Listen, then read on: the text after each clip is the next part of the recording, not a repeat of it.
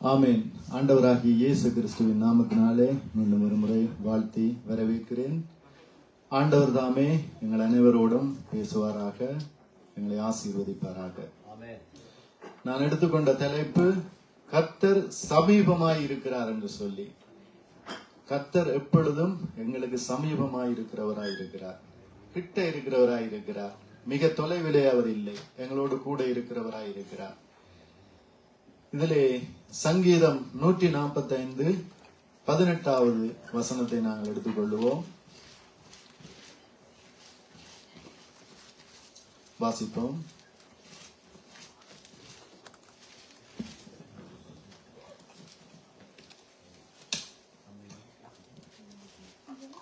தம்மை நோக்கி கூப்பிடுகிற யாவருக்கும், உண்மையாய் தம்மை நோக்கி கூப்பிடுகிற யாவருக்கும் கர்த்தர் சமீபமாய் இருக்கிறார்.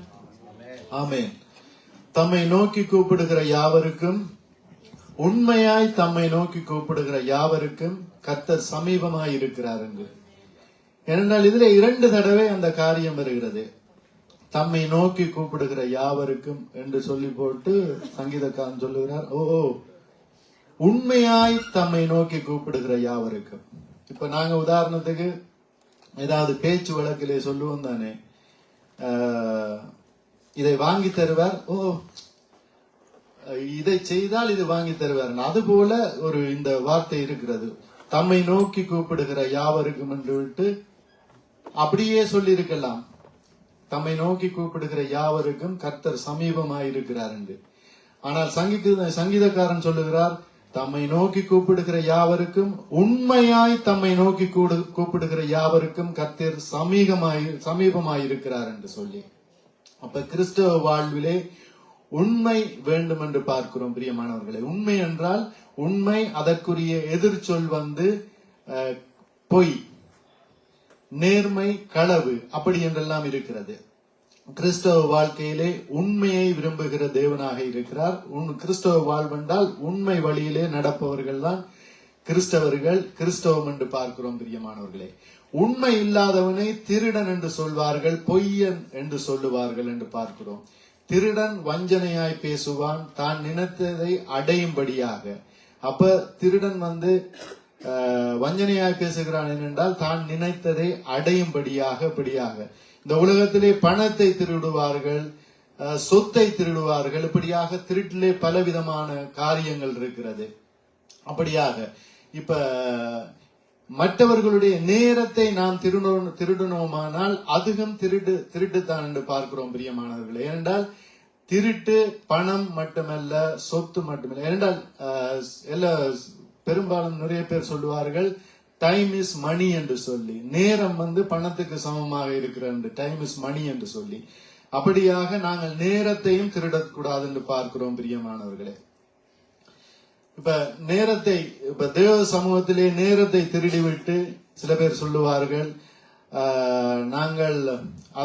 அவர்கள் சொல்லுவார்கள், மற்றவர்கள் என்ன நினைத்தாலும் பரவாயில்லை, நான் ஆண்டவருடைய நாமத்தை மகிமைப்படுத்துகிறேன் என்று சொல்லி.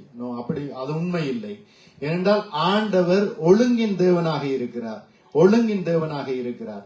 இப்ப நாங்கள் ஒழுங்கில்லாமல் மாறுபாடாக ஒரு காரியத்தை செய்தோமாக இருந்தால், மற்றவர்களுடைய நேரத்தை திருடினாலும் அதை தேவன் காண்கிற தேவனாக இருக்கிறார். அப்படியாக கிறிஸ்தவத்திலே ஒழுங்கு மிகவும் அவசியம் என்று பார்க்கிறோம் பிரியமானவர்களே.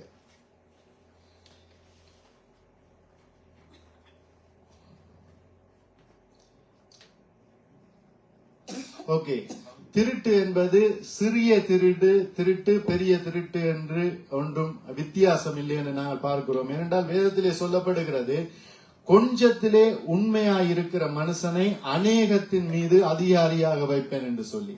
அப்ப ஆண்டவர் சிறிய விடயத்திலே தான் இப்படியாக பார்க்கிறார், ஒழுங்காயிருக்கிறானா, ஒழுங்காக செயல்படுகிறானா என்று சொல்லி சிறிய விடயங்களிலே இப்படியாக பார்க்கிறார் என்று பார்க்கிறோம். ஏனென்றால் சிறிய தவறை கூட செய்ய பயப்படுகிறவன் பெரிய தவறை செய்ய மாட்டான் என்று, இது யதார்த்தம், இது உண்மை என்று பார்க்கிறோம் பிரியமானவர்களே. ஏனென்றால் ஒரு சிறிய தவறை கூட செய்யாதவன் பெரிய தவறை செய்ய மாட்டான். ஏனென்றால் அவனுக்கு பயம் இருக்கும், தான் ஒரு சிறிய தவறு கூட செய்யவில்லை, பெரிய தவறுகளை செய்யக்கூடாது என்கின்ற அந்த பயம் இருக்கு என்று பார்க்கிறோம்.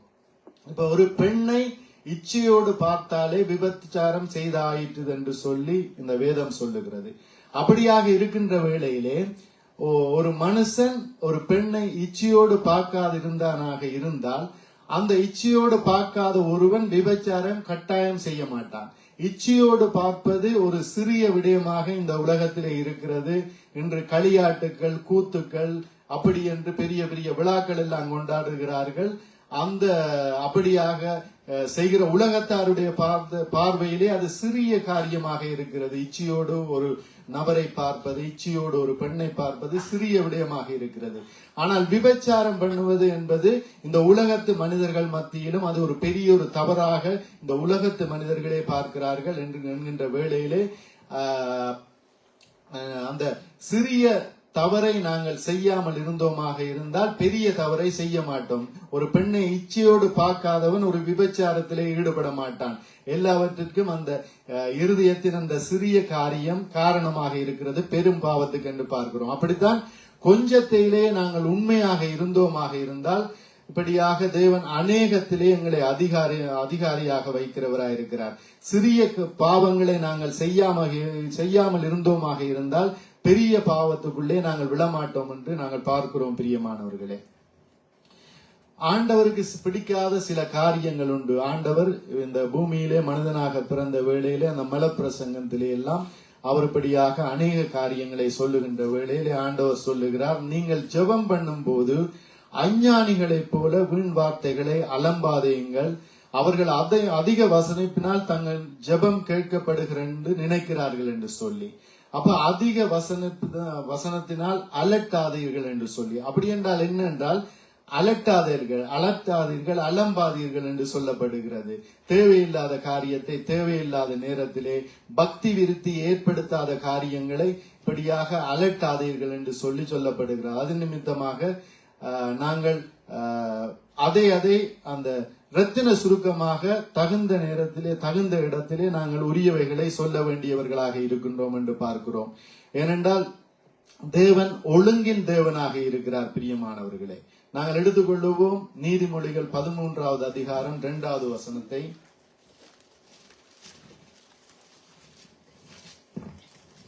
மனுஷன் தன் வாயின் பலனினால் நன்மையை புசிப்பான், துரோகிகளின் ஆத்துமாவோ கொடுமையை புசிக்கும். இல்ல நீதிமொழிகள் 18:2. மூடன் ஞானத்தின் பிரியம் கொள்ளாமல் தன் மனதில் உள்ளவைகளை வெளிப்படுத்த பிரியமாக இருக்கிறான். ஆமென். மூடன் ஞானத்தில் பிரியம் கொள்ளாமல் தன் மனதில் உள்ளவைகளை வெளிப்படுத்த பிரியப்படுகிறான் என்று சொல்லி, அப்படிப்பட்டவர்களுடைய வாயில் இருந்துதான் இப்படியான தேவனுக்கு பிரியமில்லாத காரியங்கள் இப்படியாக வருகிறேன் என்று பார்க்கிறோம். பிரியமானவர்களே, தன் மனதை அடக்குகிறவன் உத்தமன் என்று சொல்லப்படுகிறது. தன் மனதை அடக்குகிறவன் உத்தமன் என்று சொல்லி, அப்படியாக நாங்கள் எங்களுடைய மனதை அடக்கி தேவையில்லாத காரியங்களை தேவையில்லாத இடங்களிலே பேசாதபடிக்கு நாங்கள் பக்குவமாக தேவனுக்கு பயப்படுகிற பயத்தோடு நடந்து கொள்ள வேண்டியவர்களாக இருக்கின்றோம் என்று பார்க்கிறோம். நீதிமொழிகள் 16வது அதிகாரம் அதிலே 30வது வசனத்தை வாசிப்போம். அவன் மாறுபாடானவைகளை யோசிக்கும்படி 16:32 பலவானை பார்க்கிலும் நீடிய சாந்தமுள்ளவன் உத்தமன், பட்டணத்தை பிடிக்கிறவனை பார்க்கிலும் தன் மனதை அடக்குறவன் உத்தமன். ஆமேன். பட்டணத்தை பிடிக்கிறவனை பார்க்கிலும் தன் மனதை அடக்குகிறவன் உத்தமன் என்று சொல்லப்படுகிறது. பிரியமானவர்களை, வீண் அலம்பனான வார்த்தைகள் என்னத்தால் வருகிறது என்றால் தங்களுடைய மனதை அடக்காதவர்களுடைய வாயிலிருந்து வீண் வார்த்தைகள் வருகிறது என்று பார்க்கிறோம். அப்படியாக நாங்கள் எங்களுடைய மனதை அடக்கி வீண் வார்த்தைகளை அலம்பலான வார்த்தைகளை பேசாமல் இப்படியாக தேவ சமூகத்திலே சரி நாங்கள் வெளியிலே இருக்கின்ற வேளையிலேயும் பக்தி விருத்தி உண்டாகுகிற கதைகளை நாங்கள் கதைக்க வேண்டும். இப்பொழுது எங்களுடைய பேச்சை யாராவது கேட்டால் அவர்களுக்கு பக்தி விருத்தி உண்டாக்குறது போல எங்களுடைய பேச்சு இருக்க வேண்டும். இவன் வாயை திறந்துட்டான், எப்ப மூட போறானோ தெரியவில்லை என்று சொல்லி எங்களை குறித்து அவர்கள் நினைக்க கூடாது. என்றால் நாங்கள் பேசுகின்ற வேளையிலே நாங்கள் மற்றவர்களோடு கதைக்கின்ற வேளையிலே எங்களை குறித்து அவர்கள் கதைப்பதோ மனசிலே நினைப்பதோ எங்களுக்கு தெரிய போவதில்லை. ஆனால் உள்ளாலே அவர்கள் சிந்திப்பார்கள். நாங்கள் புறப்பட்டு போனதுக்கு பின்பதாக அவர்கள் கூடியிருந்தவர்கள் தங்கள் ஒவ்வொருவருக்கிடையிலே கதைப்பார்கள். இப்படியாக இந்த மனிதன் இப்படியாக தேவையில்லாத காரியங்களை பேசி மூடனை போல அலம்புகிறான் என்று சொல்லி சொல்லுவார்கள் என்கின்ற நிமித்தமாக நாங்கள் இந்த உலகத்திலே அநேகர், இந்த உலகத்து மனிதர்களை ஞானமாய் பேசுகின்ற வேளையிலே தேவனுடைய பிள்ளைகள் ஞானமாய் பேசி தேவனுடைய ஆசீர்வாதத்தை இப்படியாக சுதந்திரித்துக் கொள்ள வேண்டும். ஏனென்றால் அந்த மலைப்பிரதங்கத்திலே இப்படியாக உங்களுடைய ஜெபத்திலே வீணாய் அலம்பாதீர்கள் என்று சொல்லி ஆண்டவர் சொல்லி இருக்கிறார் என்றால், தேவனுடைய சமூகத்தில் இருந்து எங்களுடைய வாயிலிருந்து புறப்படுகிற வார்த்தைகள் தேவனுடைய பிள்ளைகள் இந்த தேவனுடைய சமூகத்திலும் சரி, வெளியிலும் சரி, புறஜாதிகள் காணுகிற இடங்களிலும் சரி, அவர்கள் பேசுகின்ற வார்த்தை கிருபை பொருந்தினதாக இரத்தின சுருக்கமாக இப்படியாக இருக்க வேண்டும். அப்படியாக இருக்கின்ற வேளையிலே தேவனுடைய நாமமும் மகிமைப்படும். தேவனுடைய நாமத்தை மகிமைப்படுத்துகிறவர்களை அவர் ஆசீர்வதிக்கிறவராயிருக்கிறார் என்று பார்க்கிறோம்.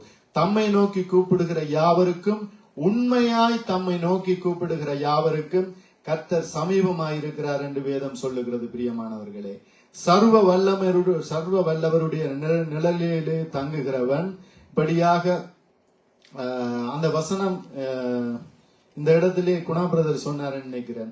சர்வ வல்லவருடைய நிழலிலே உன்னதமானவருடைய மறைவிலே இருக்கிறவன் சர்வ வல்லவருடைய நிழலிலே தங்குவான் என்று சொல்லி, அப்ப சர்வ வல்லவருடைய நிழலிலே தங்கக்கூடிய ஒரு கூடியவன் அந்த உன்னதமானவருடைய மறைவிலே இருக்க வேண்டும். அப்படியாக மறைவிலே இருக்கிறவன் தான் இப்படியாக சர்வ வல்லவருடைய நிழலிலே தங்குவான் என்று பார்க்கிறோம். பிரியமானவர்கள், அப்படியாக நாங்கள் தேவனுடைய நிழலிலே தங்கும்படியாக நாங்கள் தேவனுக்கு பிரியமாக நடந்து எங்களுடைய வார்த்தையும் சரி, எங்களுடைய செய்கையும் சரி, எல்லாமே தேவனுக்கு பிரியமான காரியங்களாக இருக்க வேண்டும் என்று பார்க்கிறோம். பிரியமானவர்களே,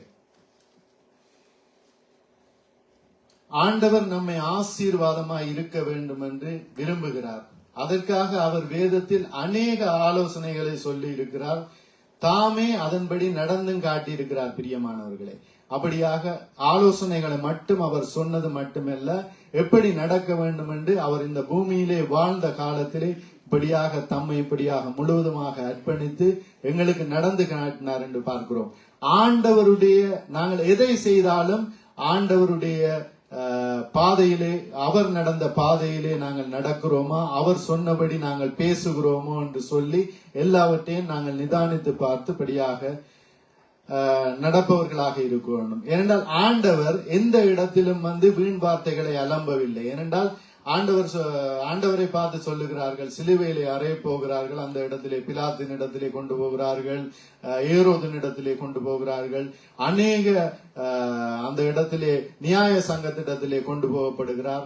அப்படியாக கொண்டு போகப்படுகின்ற வேளையிலும் நீர் தேவனுடைய குமாரனா என்று சொல்லி அவர்கள் கேட்ட வேளையிலே அவர் இப்படியாக அதை குறித்து பெருசாக விவரித்து சொல்லவில்லை. நீங்கள் சொல்லுகிறபடி நான் அவர்தான் என்று சொல்லி அப்படியாக கதையை முடித்தார். இப்படியா இந்த காரியத்தை எங்களிடத்திலே ஏதாவது கேட்டிருந்தால் நாங்க பெரிய மனத்தியால கணக்கிலே எப்படியாக டைம் எடுத்து அதை குறித்து விரிவாக சொல்லி, அப்படி அல்ல. ஆண்டவரே எங்களுக்காக இப்படியாக அந்த இடத்திலே வாழ்ந்து காட்டினார். எப்படியாக பேச வேண்டும், ஒரு கிறிஸ்தவன் எப்படியாக பேச வேண்டும், எப்படியாக நடந்து கொள்ள வேண்டும், கோபம் எந்த இடத்திலே ஒரு கிறிஸ்தவனுக்கு வர வேண்டும், அப்படியாக அமைதியாக எப்படி இருக்க வேண்டும், சாந்தமாக மற்றவர்களிடத்தில் எப்படி பேச வேண்டும் என்று சொல்லி கண்டிப்பாக எப்படியாக பேச வேண்டும் என்று ஆண்டவரே எல்லாவற்றிற்கும் ஒரு முன் உதாரணமாக இருக்கிறார். ஆண்டவர் ஒரு இடத்திலே கோபப்பட்டார், இப்படியாக ஆலயத்திலே என்னுடைய வீடு ஜெப வீடா இருக்கிறது, அதை வியாபார ஸ்தலமாக்கினீர்களா என்று சொல்லி அந்த இடத்திலே கோபப்பட்டு அந்த இடத்திலே அந்த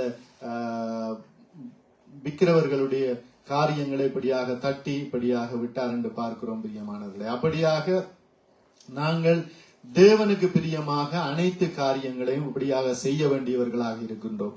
ஒவ்வொரு சிறிய விடயத்திலே நாங்கள் தவறாமல் இருந்தோமாக இருந்தால் நாங்கள் இப்படியாக பெரிய பெரிய விடயத்தை கூட செய்ய பயப்படுவோம். சிறிய தவறை கூட நாங்கள் துணிந்து செய்யாமல் இப்படியாக நாங்கள் கவனமாக இருந்தோமாக இருந்தால் பெரிய தவறு செய்யும்படியாக நாங்கள் ஒருபோதும் போக மாட்டோம் என்று பார்க்கிறோம். பிரியமானவர்களே, ஆண்டவர் இந்த பூமியிலே வந்தபடியாக தமக்கு சீசர்களை தெரிந்து கொண்டார். 12 சீசர்களை தெரிந்து கொண்டார். அந்த சீசர்களோடு ஆண்டவர் எப்படி பாடுபட்டிருப்பார் என்று சொல்லி நான் அடிக்கடி நினைப்பேன் பிரியமானவர்களே. அப்ப சீசர்களை வைத்து நடத்துவது என்பது ஒரு சாதாரணமான காரியம் இல்லை. ஒவ்வொருவரையும் பார்த்தோமாக இருந்தால் ஒரு அநேகர் அதிலே மீன் பிடிக்கிறவர்களாக இருந்தார்கள், அநேகர் ஒரு படிப்பறிவில்லாதவர்களாக இருந்தார்கள். ஒரு பழக்க வழக்கங்கள் என்பது ஒரு மிகவும் ஒரு நல்ல ஒரு படித்த மனிதனை போல இருந்திருக்காது. அப்படிப்பட்ட 12 சீசர்களையும் ஆண்டவர் நடத்துவதற்கு ஆண்டவர் பெரிய பாடம் எல்லாம் எடுக்கவில்லை. ஆண்டவர் நடந்து காட்டினார். சீசர்கள் அவர் ஆண்டவரை பார்த்தார்கள். ஆண்டவரை பார்த்த வேளையிலே அவர் படியாக இந்த பூமியிலே வாழ்ந்து படியாக எங்களுக்காக மரித்து பரமேறி சென்றார். ஆண்டவர் வாழ்ந்து காட்டிய அந்த வாழ்க்கை தான் அந்த சீசர்களை இப்படியாக உலகமே போற்றும்படியான, உலகத்தையே கலக்குகிறதான ஒரு பெரிய நல்ல அப்போஸ்தலர்களாக இப்படியாக எடுத்து காட்டியது. இந்த உலகமே கலக்குகிறவர்கள் இங்கேயும் வந்து விட்டார்கள் என்று சொல்லி பெரிய பெரிய ராஜாக்கள், பெரிய பெரிய தலைவர்கள் இப்படியாக சொல்லும் வண்ணமாக அவர்களை இப்படியாக நடத்தினது என்று பார்க்கிறோம் பிரியமானவர்களே. அப்ப ஆண்டவராகிய இயேசு கிறிஸ்து இப்படியாக இந்த பூமியிலே நடந்த வேளையிலே சீசர்கள் எல்லோரும் அவரோடு கூட எப்பொழுதும் போனவர்களாக இருந்தார்கள். அப்பொழுது ஆண்டவராகிய இயேசு கிறிஸ்து படியாக சொன்னார், அந்த ஏழை விதவையை காட்டினார். ஏழை விதவையை காட்டி எல்லோரிலும் அதிகமாக அவள் போட்டாள், காணிக்கையை போட்டாள் என்று சொல்லி அப்படியாக ஓரிரு வார்த்தைகள் தான் சொன்னார். ஆனால் அந்த இடத்திலே அது நாங்கள் அநேக ஒரு வார்த்தையை வைத்து அநேக பிரசங்கங்களை எடுக்கக்கூடியதாக அந்த காரியம் மாறிட்டது. அந்த ஏழை விதவை தனக்கு உண்டான எல்லாவற்றையும் இப்படியாக போட்டு விட்டார். அவர்கள் தாராளத்தில் இருந்து ஒரு சிறு தொகையை போட்டார்கள், அவள் தனக்குள்ள எல்லாவற்றையும் போட்டாள் என்று சொல்லி இப்படியாக சொல்லி அந்த இடத்திலே மகிமைப்படுத்தினார். ரத்தின சுருக்கமாய் சொன்னார், பரலோகத்திலே பொக்கிஷத்தை சேர்த்து வையுங்கள் என்று சொல்லி இப்படியாக ஆண்டவராகி இயேசு கிறிஸ்து சொன்னார். பரலோகத்திலே எங்களுடைய பொக்கிஷம் இருந்தால் எப்பொழுதும் எங்கே எங்களுடைய பொக்கிஷம் இருக்குமோ அங்கே எங்களுடைய நினைவிருக்கும், அதை குறித்ததான சிந்தனை இருக்கும் என்று சொல்லி இந்த பூமியிலே பூச்சியும் துருக்களும் இப்படியாக கெடுத்து விடும் என்றார். பிரியமானவர்களே, அப்ப 2 இருந்தால் 1 கொடுத்து விட சொன்னார். 2 அங்கே இருந்தால் நீங்கள் 1 கொடுத்து விடுங்கள் என்று சொன்னார்.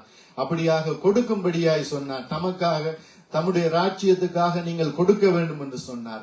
வலது கன்னத்தில் அறைந்தால் இடது கன்னத்தை காட்டுங்கள் என்று சொல்லி இப்படியாக சொன்னார். ஏனென்றால் இப்படியாக தீமையோடு நீங்கள் எதிர்த்து நிற்க வேண்டாம் என்று சொல்லி, வலது கன்னத்திலே அறைந்தால் இடது கன்னத்தை காட்டுங்கள் என்று சொல்லி, 1 மைல் தூரம் வரை யாராவது பலவந்தம் பண்ணினால் 2 மைல் தூரம் நீங்கள் அவர்களோடு செல்லுங்கள் என்று சொல்லி ஆண்டவர் சொன்னார். ஏனென்றால் ஆண்டவர் எங்களோடு கூட இருக்கிறார். எங்களை ஒருவரும் துஷ்பிரயோகம் செய்ய முடியாது, மிஸ்யூஸ் பண்ண முடியாது. ஆண்டவருக்காக நிற்கின்ற வேளையிலே சில பேர் சொல்லுவார்கள், இவர்கள் என்ன இப்படியாக அப்பாவிகளாகி இருக்கிறார்கள், ஒரு ஏமாந்து போகிறார்கள் என்று. ஆனால் ஆண்டவர் சொல்லுகிறார், இப்படியாக 1 மைல் தூரம் பலவந்தம் பண்ணினால் 2 மைல் தூரம் போங்கள் என்று சொல்லி தம்மை தாழ்த்துகிறவர்களை தேவன் உயர்த்துகிறவராயிருக்கிறார் என்று பார்க்கிறோம். பிரியமானவர்களே, கிறிஸ்தவ வாழ்வு என்பது எப்படி என்று நான் அடிக்கடி சொல்லுவேன் என்றால், ஒரு ஃபுட்பால் மாதிரி தான்.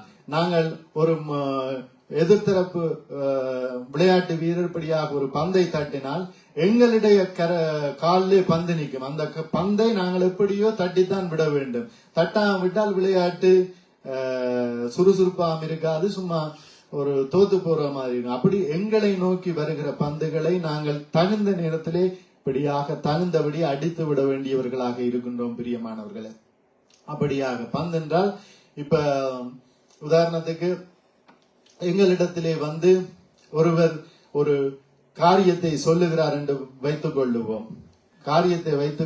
சொல்லுகிறார், ஒரு தீமையான காரியத்தை சொல்லுகிறார், இதை செய்யுங்கள், இப்படி செய்யுங்கள் என்று சொன்னால் நாங்கள் ஆண்டவருடைய வார்த்தையின்படியாக அந்த காரியங்களை அவரிடத்திலே பேச வேண்டியவர்களாக இருக்கின்றோம். அப்படியாக நாங்கள் அதை தட்டிவிட்டு அப்படியே இருக்கக்கூடாது. இதை குறித்து நான் இன்னும் சில வார்த்தைகளை தண்டி விட்டுட்டு இந்த பந்து கதையை நான் சொல்ல வருகிறேன். ஆண்டவர் சொன்னபடி நடந்து அவரில் அன்பு கூறுவோம், அவரை வஞ்சியாதிருப்போம் என்று சொல்லி நாங்கள் தியானிக்க போகின்றோம். பிரியமானவர்களே, இப்ப ஆண்டவர் சொன்னபடி நாங்கள் நடந்து அவரில் அன்பு கூறுவோம், வஞ்சியாதிருப்போம் என்று. அப்ப தேவனை வஞ்சிக்கிற காரியங்கள் இந்த உலகத்திலே இருக்கிறது. அது தேவனுடைய பிள்ளைகளே சில காரியங்களிலே தேவனை வஞ்சிக்கிறவர்களாக இருக்கிறார் என்று பார்க்கிறோம் பிரியமானவர்களே. இப்ப நாங்கள் பார்ப்போம், நாங்கள் ஆண்டவர் கற்றுத்தந்தபடி வாழ்ந்து காட்டினால் அதிலே வல்லமை உண்டு என்று பார்க்கிறோம் பிரியமானவர்களே. ஆண்டவர் கற்றுத்தந்தபடி நாங்கள் வாழ்ந்து இப்படியாக நாங்கள் நடந்தோமாக இருந்தால் அதிலே வல்லமை உண்டு. அந்த வல்லமை எங்களோடு கூட இருந்தால், எங்களுடைய பக்கத்திலே 1000 பேர் விழுந்தாலும், எங்களுடைய வலதுபுறத்தில் 10,000 பேர் விழுந்தாலும் எங்களை அணுகுவதில்லை. எங்களுடைய கண்களால் மாத்திரம் அதை பார்த்து துன்மார்க்கருக்கு வரும் பலனை நாங்கள் காணுவோம் என்று பார்க்கிறோம் பிரியமானவர்களே. நாங்கள் எடுத்துக்கொள்ளுவோம் சங்கீதம் 91:14 நாங்கள் வாசிப்போம்.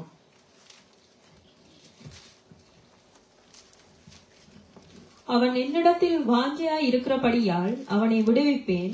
என் நாமத்தை அவன் அறிந்திருக்கிறபடியால் அவனை உயர்ந்த அடைக்கலத்திலே வைப்பேன். ஆமென். அவன் என்னிடத்திலே வாஞ்சியா இருக்கிறபடியால் அவனை விடுவிப்பேன். என் நாமத்தை அவன் அறிந்திருக்கிறபடியால் அவனை உயர்ந்த அடைக்கலத்திலே வைப்பேன் என்று சொல்லி இப்படியாக சங்கீதக்காரன் தேவன் இப்படியாக இடைப்படுகிறார் என்று சொல்லி சங்கீதக்காரன் இப்படியாக எழுதுகிறார். அவன் என்னிடத்தில் வாஞ்சியாயிருக்கிறபடியால். எப்படி அவரிடத்திலே வாஞ்சியாயிருப்பதை நாங்கள் தேவனுக்கு காண்பிப்போம் என்று சொன்னால், அவரிடத்திலே வாஞ்சியாயிருந்தால் அவருக்கு பிரியமாய் நடந்து கொள்ளுவோம். இப்ப ஒரு மனைவி ஒரு கணவனிடத்திலே வாஞ்சியாக இருந்தால் அந்த கணவன் சந்தோஷப்படும்படியாய் கணவனுக்கு என்னெல்லாம் பிடிக்கும் என்று சொல்லி தெரிந்து முகங்கோணாமல் நடந்து கொள்ளுவார். இப்படியாக அதுதான் அந்த வாஞ்சியா இருக்கிறதுக்கு அர்த்தம் என்று பார்க்கிறோம். நாங்கள் எங்களுடைய தேவனுக்கு இருந்தோமாக இருந்தால் எங்களுடைய தேவனுக்கு எப்படிப்பட்ட காரியங்கள் பிடிக்கும், எப்படிப்பட்ட காரியங்கள் பிடிக்காது என்று சொல்லி நாங்கள் தெரிந்து கொண்டு இப்படியாக வாழுவோம். அவன் என் நாமத்தை அவன் அறிந்திருக்கிறபடியால் அவனை உயர்ந்த அடைக்கலத்திலே வைப்பேன் என்று சொல்லி. ஏனென்றால் எங்களுடைய உதாரணத்துக்கு ஒரு மனிதனுடைய நாமம் எங்களுக்கு ஒரு பேர் தெரிந்தால் காணுமா அந்த பேருள்ளவர் எப்படிப்பட்டவர், எப்படி அவர் நடந்தால் எங்களிடத்திலே அன்பா இருப்பார் என்பதை குறித்து நாங்கள் அறிந்து கொண்டோமாக இருந்தால் நாங்கள் அதன்படி நடந்து அந்த மனிதனுடைய இருதயத்திலே நாங்கள் தயவை பெற்றுக் கொள்வோம். அப்படித்தான் தேவனுக்கு எது பிடிக்கும், எப்படி கதைத்தால் பிடிக்கும், எப்படி நடந்தால் பிடிக்கும் என்று சொல்லி எல்லா விதத்திலும் நாங்கள் அறிந்து கொண்டு தேவனுக்கு பிரியமாக நடந்தோமாக இருந்தால் தேவன் எங்களை ஆசீர்வதிக்கிறவராய் இருக்கிறார். பிரியமானவர்களே, ஆண்டவரிடத்தில் வாஞ்சை உள்ளவர்களாய் நடந்து அவரை அறிந்து சாட்சியாய்ப்படியாக நாங்கள் வாழ்ந்து காட்ட வேண்டும் என்று சொல்லி ஆண்டவர் விரும்புகிறார். அப்படி அல்ல, ஆண்டவர் சொன்னபடி நடக்க மாட்டோம், ஆண்டவருக்கு கீழ்ப்படிய மாட்டோம் என்று சொல்லி நாங்கள் இருந்தோமாக இருந்தால் அவரை வஞ்சிக்கிறது போல இருக்கும் என்று பார்க்கிறோம். பிரியமானவர்களே, ஆண்டவர் நிறைய கட்டளைகளை கற்பனைகளை எங்களுடைய வாழ்க்கையில கொடுத்திருக்கிறார். அதை நாங்கள் இப்படியாக நிறைவேற்ற வேண்டியவர்களாக, நிறைவேற்றாவிட்டால் அவரை வஞ்சிப்பவர்களாக இருக்கிறோம் என்று சொல்லி வேதம் சொல்லுகிறது. மல்கியா 3வது அதிகாரம் 8வது வசனத்தை நாங்கள் வாசிப்போம். மல்கியா 3வது அதிகாரம் 8வது வசனத்தை.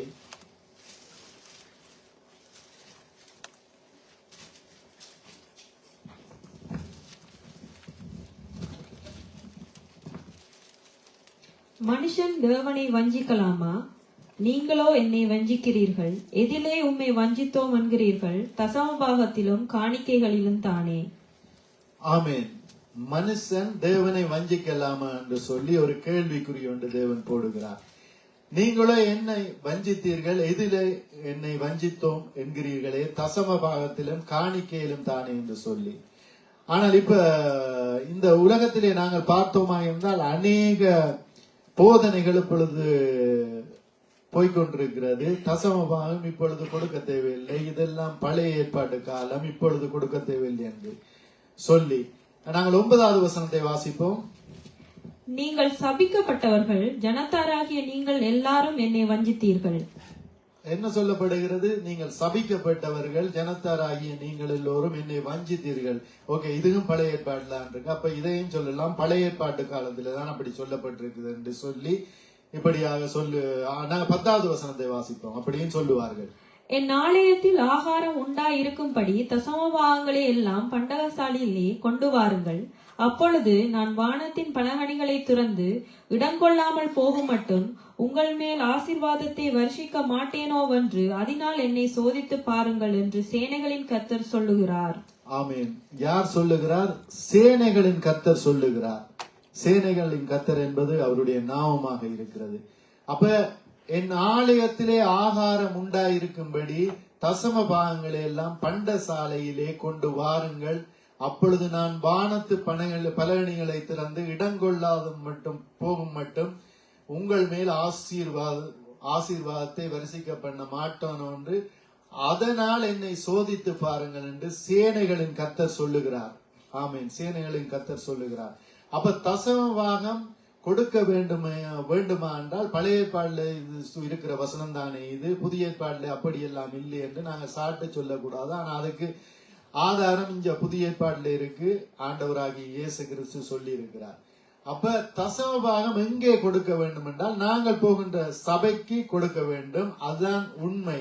என் ஆலயத்திலே ஆகாரம் உண்டாயிருக்கும்படி தசம பாகங்களை எல்லாம் பண்டசாலையிலே கொண்டு வாருங்கள் என்று சொல்லி இப்படியாக வேதவசனம் சொல்லுகிறது. பிரியமானவர்களே, அப்ப சபைக்கு கொடுக்க வேண்டும். நாங்கள் போகிற சபைக்கு கொடுக்க வேண்டும். தசம பாகம் புதிய ஏற்பாட்டில் இருக்கிறதா என்றால் 100% இருக்கிறது. தசம பாகம் கொடுக்காமல் இருப்பவர்களை சொல்லப்படுகிற ஓட்டையான பையிலே எங்களுடைய பணத்தை போடுகிறோம் என்று தேவன் ரட்சித்து தேவனப்படியாக எங்களை மரணத்துக்கு நியமிக்கப்பட்டவர்களை இன்று நாங்கள் இறந்து எங்களுடைய கல்லறையிலே இப்படியாக புல்லு முளைத்திருக்கும் அப்படியான நிலைமையில இருந்த எங்களை இப்படியாக அழைத்தவருக்கு நாங்கள் தசம பாகம் சபைக்கு கொடுக்க வேண்டும். ஏனென்றால் சபையிலே இப்படியாக சபையை நடத்த வேண்டும் என்றால் நாங்கள் எல்லோரும் கூடி சபைகளுக்கு வாரோம். சபையிலே அநேக செலவுகள் உண்டு, அநேக காரியங்கள் உண்டு. அதுகளை எல்லாம் பராமரிப்பதற்கு தசம பாகம் தேவை. இந்த இடத்துல நான் இதை குறித்து பேசுவது நல்லது. ஏனென்றால் இதிலே சபையிலே பெரிய பொறுப்பில் இருப்பவர்கள் பேசினால் அப்படியானவர்கள் பேச மாட்டார்கள் நினைக்கிறேன். ஏனென்றால் அவர்களை குறித்து பிறகு வேறு கண்ணாடி போட்டுக்கொண்டு பார்ப்பார்கள். நாங்கள் மத்தேயு 23வது அதிகாரத்தை எடுத்துக்கொள்வோம். அதில் 23வது வசனத்தை வாசிப்போம். மாயக்காரராகிய வேதபாதகரே, பரிசேயரே, உங்களுக்கு ஐயோ! நீங்கள் ஒற்றலாதாமிலும் வெந்தயத்திலும் சீரகத்திலும் தசமபாகம் செலுத்தி நியாய பிரமாணத்தில் கற்பித்திருக்கிற விசேஷித்தவைகளாகிய நீதியையும் இரக்கத்தையும் விசுவாசத்தையும் விட்டுவிட்டீர்கள். இவைகளையும் செய்ய வேண்டும், அவைகளையும் விடாதிருக்க வேண்டும். ஆமென். இதிலே தசம பாகத்தை குறித்து ஆண்டவர் சொல்லுகிறார். மாயக்காரரே, பரிசேயரே என்று சொல்லி நீங்க அதை செய்துட்டு தசம பாகத்தை கொடுத்துட்டு இதை செய்யாம விடுறீங்கள். நீதியையும் இரக்கத்தையும் விசுவாசத்தையும் விட்டு விட்டீர்கள். ஆண்டவர் சொல்றார், அதையும் செய்யணும் மகனே, இதையும் விட்டு விடாது இருக்க வேண்டும் என்று சொல்லி அடித்து சொல்லுகிறார். யார் சொன்னதென்றால் எங்களை மீட்கும் பொருளாக இந்த பூமிக்கு வந்த ஆண்டவராகிய இயேசு கிறிஸ்து சொல்லுகிறார். இப்படியாக உறுதியாய் சொல்லுகிறார், அதையும் செய்ய வேண்டும், இதையும் விட்டு விடாது இருக்க வேண்டும் என்று சொல்லுகிறார். வேற ஒன்றுமே ஆண்டவர் அதை விட அலம்பே இல்லை. மனுஷன் கூட வார்த்தைகளை சொல்லி ஏதாவது சொல்லி ஆண்டவர் சரியாக சொன்னார், அதையும் செய்ய வேண்டும், இதையும் விட்டு விடாது இருக்க வேண்டும் என்று. அப்படியாக இருந்தால் நாங்கள் போகிற சபையை தாங்காம சில பேர் சொல்லினோம், நாங்க சபைக்கு தசம வாங்க கொடுக்கற தெரிந்தான இவங்கள் அப்படி இப்படி எல்லாம் அதுக்கு நாங்க கொடுக்கறேன் இல்ல.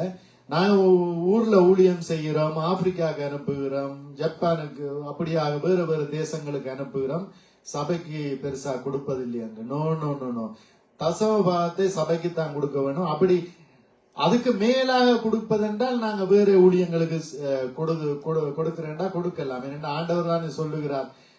புதிய ஏற்பாடுல பார்த்தோமா இருந்தால் தங்களுக்கு உண்டான யாவற்றையும் விற்று இப்படியாக பகிர்ந்தார்கள், தங்களுக்குள்ளே பகிர்ந்தார்கள், ஊழியங்களுக்கு பகிர்ந்து கொடுத்தார்கள், அப்படி என்று இருக்கிறது.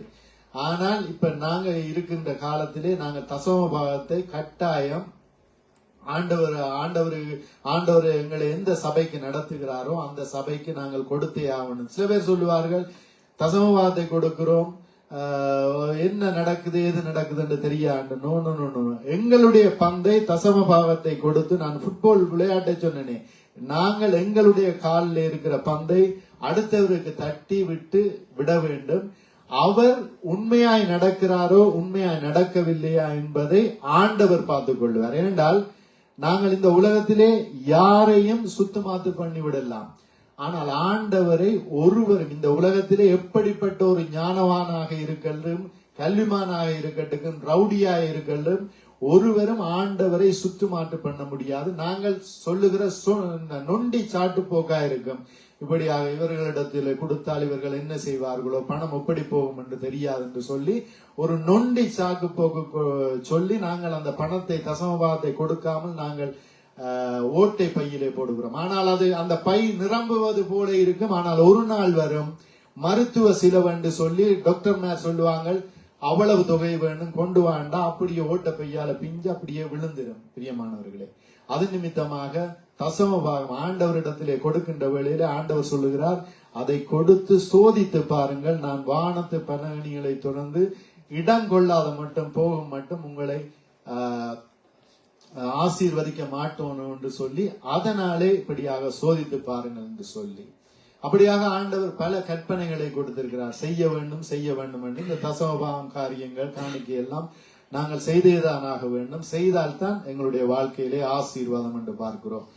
இதிலே ஆண்டவர் சொல்லுகிறார், உன்னுடைய தாயையும் தகப்பனையும் கனம் பண்ணுவாயாக என்று சொல்லி நாங்கள் அதை வாசிப்போம். உபாகமம் 5வது அதிகாரம் 16வது வசனத்தை வாசிப்போம்.